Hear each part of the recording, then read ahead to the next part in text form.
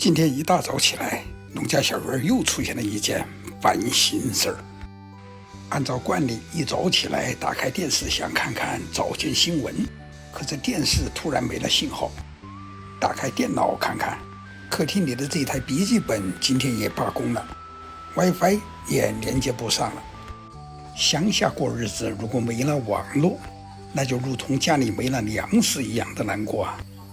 于是马上联系10086，不一会儿，我们农家小院就来了一位移动公司的网络维修工程师。快到外面去看。经过一番认真仔细的检查，这些光帽啊、机顶盒，它们都是好的。发现故障出现在线路上面，于是这位维修师傅把我们室内的线路又仔细的检查了一遍。发现我们室内的线路也没有什么问题，那就得重点排查我们室外的线路了。这里安装的就是我们这一片移动网络的信号箱。经过一番顺着线路仔细的排查，维修师傅发现问题就出现在这一段线路的信号上面，于是他架起了梯子，开始了高空维修作业。看见他这样一种一丝不苟的工作状态，真让我感动不已。不一会儿，老天作怪，下起了小雨。我拿了一把雨伞，这位师傅顶着雨伞在维修。雨渐渐在下大，可这位师傅仍然顶着雨在为我们排忧解难。我让他歇一会儿喝口茶，可他却说不碍事儿，一会儿就让我们能有网络看电视了。这位师傅的手脚真麻利，没用多大一会儿功夫，室外线路的故障就排除了。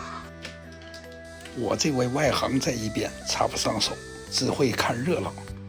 师傅麻利地从他的工具包里取出各种仪器，然后就这样仔细地修理起来。看见师傅把这两个线头对接在一起，然后放进了这个仪器里面，我就好奇地问了问。我想能解决。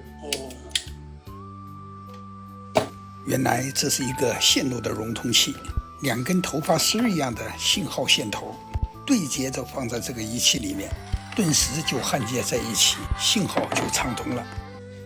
看看这位师傅，他跪在地上帮我们维修，这种敬业的精神真的是令人大加赞叹呐。和他闲聊之中，他非常理解我们的心情。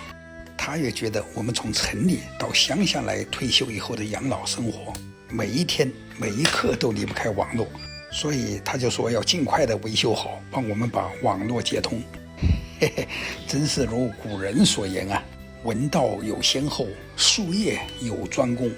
这专业的技术由专业的人员来维修，从发现故障到打电话给10086，到现在我们农家小院接通网络为止，这前前后后没有用上1个半小时，我们家里的网络就恢复如初了。刚才停摆了一阵子的这几个盒子啊，如今都已经亮起了显眼的绿灯。现在再打开电视和电脑，里面的画面清晰地展现在面前，一切恢复如初了。这真就是网络故障新天度，维修师傅送真情。好，谢谢了啊，谢谢。哦，我记住了，这位维修师傅的名字叫张希。